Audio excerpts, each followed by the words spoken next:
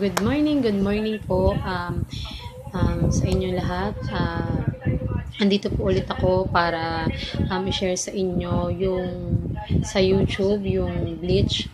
Pero una po sa lahat, maraming salamat po sa mga nanood at nagtiwala sa akin dun sa Bleach na ginawa ko at yung shinare ko. Please subscribe po. Para po ma-inspire ako gumawa at magbigay po ng tips and mag-share sa inyo na mga pampaganda, pampablooming, pampakinis ng balat. Hindi na po natin kailangan gumastos ng mahal.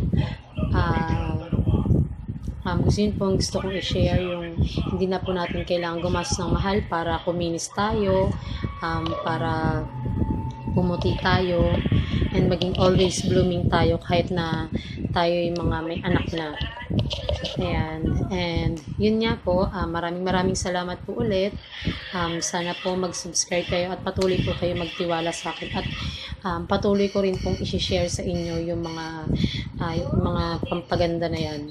And yun nga po, sa mga nag-message po sa akin dun sa page ko sa Jem Lozada, kung dun po sa hydro, sa soap chips, sa powder. Sa akin po, pag umorder kayo, sa akin po pwede pong umorder. Meron pong 1/4, half kilo and 1 kilo. Yung half po, magagamit mo siya, yung 1/4, katulad po nito. Ayan, 1/4. Pag 1/4 po, binili nyo, yung 1/4 po muna is, magagamit nyo po yan ng mga 2 weeks or 3 weeks. Yung half naman po, kung kayo lang mag-isa ang gagamit, aabutin po yan ng 1 buwan. Kung 1 kilo naman po ang gagamitin is, aabutin po yan ng 1 buwan mahigit. Sa mga baguhan po, tulad po ng sinabi ko, 1 hour po ang paggamit niyan, then kinabukasan 1 hour po ulit, and every other day na. Yung sa akin po, set na po yung binibenta ko. And meron din po sa labas kung gusto nyo bumili, tulad ng HBC, meron po sila doon. Meron po silang mga binibentang bleach. Pero hindi ko po alam kung may meron pang ibang binibentang bleach sa mga drugstore or sa mga bilihan ng beauty product. Hindi ko po alam talaga kung meron pong bleach na tinitinda doon. Bukod po sa alam ko doon sa HBC na may nabibiling bleach, hindi ko lang alam ko po meron silang set, pero katulad ng body recipe, yung ginamit dati ng hipag ko, meron doon body recipe na isang set lang siya pero maliit. I think isang gamitan lang yung bleach na nandoon sa HBC. Hindi ko lang alam kung 300 plus yung HBC na bleach na nila. And sa akin po kasi, yung 1/4 na mabibili nyo, pag nagtimpla kayo, hindi lang siya isang gamitan tulad ng sample na ginawa ko. Meron po akong sample na ginawa na bleach dito. Ito po yun. Pag gumawa kayo nito, halimbawa is 4 na takal na powder, so kailangan 2 soap chips lang yon. Tapos haluin nyo siya kasama yung hydro, tatansyahin nyo rin siya sa paglagay ng hydro. And pag naglagay po kayo nito, pag ginawa nyo po ito, mag-expand to. Tsaka kung kayo lang mag-isang gagamit, is kung may matitira, pwede nyo pa siyang gamitin. Kasi sa isang gawaan naman natin, hindi naman siya masasayang kung may sobra siya. Kasi talaga kung may sobra siya kung mag-isa lang tayo ang gagamit nito. Pagka may natira, halimbawa ginamit ko siya sa buong katawan, tapos may natira, pwede nyo pa siyang magamit sa susunod na gamitan. Halimbawa, kung kayo baguhan, paglagay nyo ngayon, bukas pwede nyo pa siyang magamit kasi meron pa siyang natira. Ang bleach na to, kapag gumawa kayo nito, tumatagal siya ng 2 weeks mahigit. Kung wala kayong rep, tatagal siya ng 2 weeks mahigit. Pero kung meron naman kayong rep, tatagal siya ng 3 to 4 weeks na nitong bleach na to. So, pwede kayong gumawa ng marami. Halimbawa, is 4 na takal ng powder, tapos 4 na takal ng soap chips. So, marami yun. Kailangan lang meron kayong malaking lalagyan kasi nag-i-expand to. Nag-i-expand siya sa unang gawa. Tapos, ayun, pag ginawa nyo siya, kung halimbawang tinatamad na kayong gumawa sa susunod na araw, so pwede nyo siyang damihan ng timpla para pag may natira, pwede nyo siyang ilagay sa rep o pwede nyo lang siyang, kung okay naman yung bahay nyo is malamig naman yung lugar, hindi siya basta-basta masisira. Kung halimbawang wala kayong rep at umabot siya ng 3 weeks or okay pa siya, wala pa siyang yung parang yellow-yellow kasi pagka tumagal to, magkakaroon to ng parang yellow-yellow. Huwag nyo nang yung gamitin kasi ibig sabihin sira na yun tsaka mabaho na. So, hindi na siya pwedeng gamitin. Sayang. So, kailangan talaga gamitin nyo siya ng gamitin pag tinimpla nyo siya. Yun nga, sa mga baguhan, gagamitin nyo siya ng 1 hour, kinabukasan 1 hour, tapos every other day na pagka ginamit ko siya. Depende na lang sa gagawin yung pang timpla, kung yun nga, kung ulitin ko, kung gagamitin nyo lang siya ng 2 days ngayon, tsaka bukas gagamit kayo, pwede nyo nang timplahan ng 4 na powder lang and 2 bleach lang. Tapos konting alpine, basta ando dun na kung paano yung paggawa ng bleach sa kabilang YouTube na ginawa ko. And kung gusto nyo naman na magpapatuloy-patuloy nyo siya, syempre kailangan pagpatuloy yan. Mas maganda kung mga 8 na kutsarang bleach na powder and 4 na soap chips. Effective talaga yan, sobrang effective yan kasi ako talaga, hindi talaga ako una noon nung nanganak ako sa baby ko dun kay Kyra. Malaki na siya kasi ngayon Una kasi hindi ko kasi alam yung mga ganyan.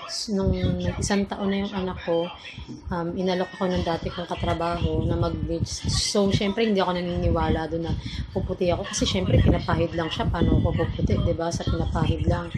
Tapos yun, pinagtyagaan ko siyang, yun nga, yung nagbaguhan ako 1 hour, kinabukasan 1 hour, tapos every other day ginagamit ko siya.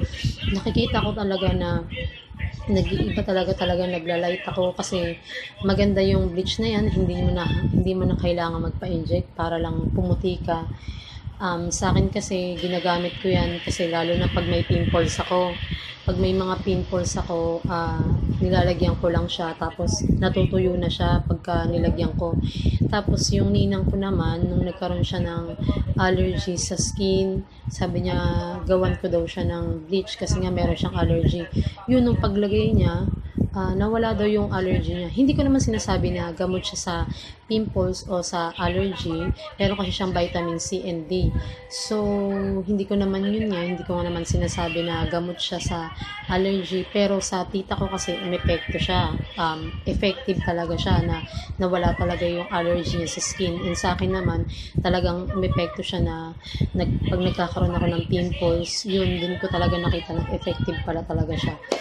And so far, wala naman talagang nagre-reklamo sa akin na, ay, ganito nasira yung skin ko kasi ganito, ganyan.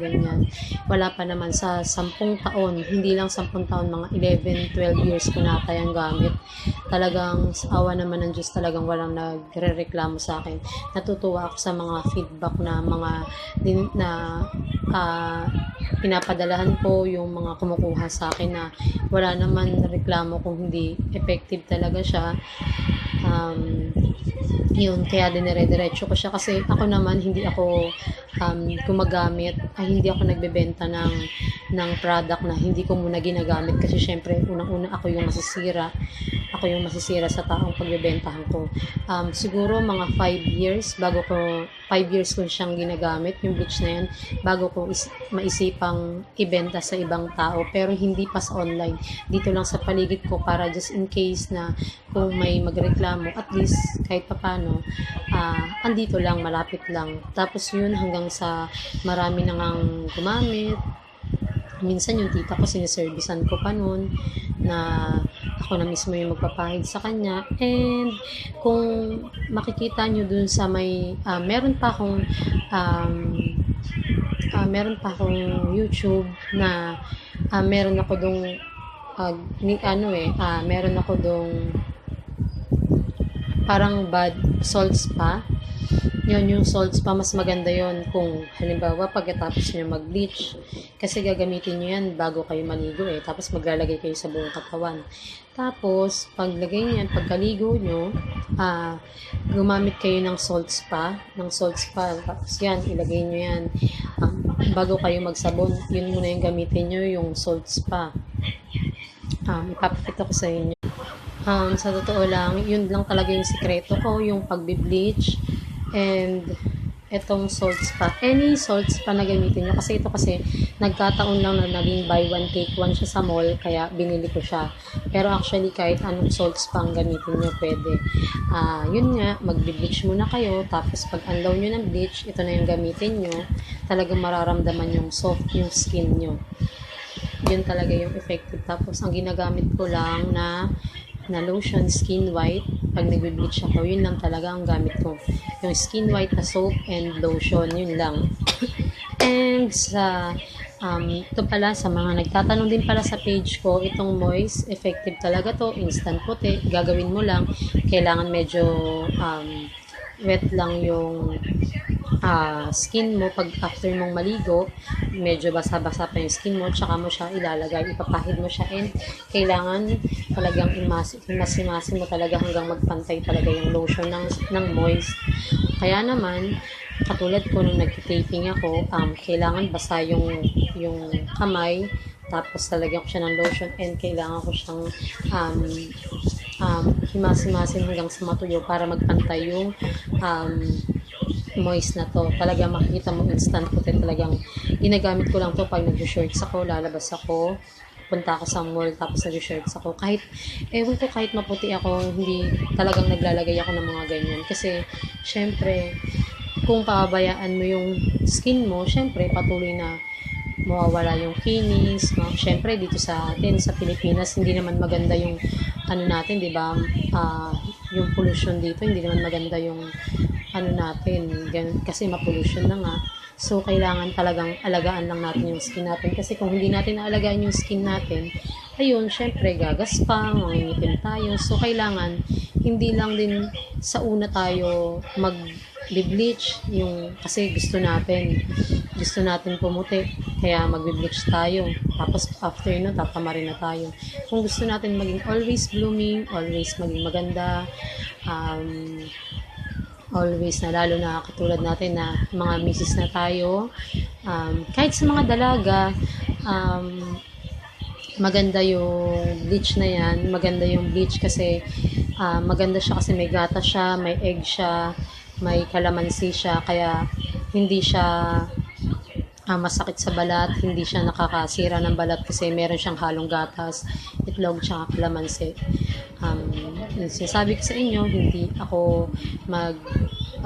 ako mag-share sa inyo ng hindi ko gamit, hindi ko subok. Sinishare ko po yan sa inyo dahil 100% subok ko na at 100% effective po talaga siya. Yun lang po yung sekreto ko. Hindi na po natin kailangan ako po hindi po ako nagpapa-inject, hindi po ako gumagamit ng kahit bleach lang po, and ayun, vitamins lang ako, and ang vitamins ko is Myra ilang.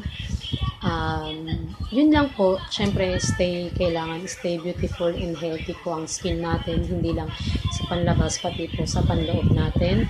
Katulad po natin, bilang misis na, kailangan always beauty rin po tayo sa ating katawan. Always blooming tayo para sa ating mga chihuahuas, ganun. And yun nga po, basta kung gusto niyo pong umorder sa akin, through LBC lang po yun, naipaliwanag ko na rin po dito, pero pwede ko pa rin pong i-explain sa inyo, message lang po kayo sa aking page. Ayun, sasagutin ko naman po siya pag hindi ako busy, and yun nga po, sana po mag-subscribe kayo, para po ma-inspire po ako na gumawa and mag-share sa inyo ng mga beauty product. And yun nga po, kung sakasakali magbibigay din po ako ng mga giveaways, antay-antay nyo lang po dahil kumukuha pa po ako ng basta yun po. Maraming salamat po sa panonood nyo. Sana po lagi ako nakakatulong sa inyo, para po sa mga pampaganda and Ayun, maraming salamat po sa panonood and maraming salamat po talaga sa pagtitiwala nyo sa akin. Sa susunod po ulit, magbibigay po ulit ako ng mga product na swak na swak sa ating budget. Salamat po ulit sa inyo guys. Bye! Oo nga pala guys, may advice ako sa mga gagamit ng bleach na any bleach. Kung halimbawang nangangati kayo, nangangati yung balat nyo, natural lang yon, tumapat kayo sa electric fan para hindi kayo mangati. Pero kung dire-diretso pa rin yung pangangati ng skin nyo at meron kayong mga skin rashes na lumalabas or namumula na yung skin nyo, tigil nyo na yung pag-bleach nyo. Ibig sabihin allergy kayo o sensitive kayo sa bleach, stop nyo na and pumunta na kayo sa doktor para magpa-check up. Yun lang, salamat.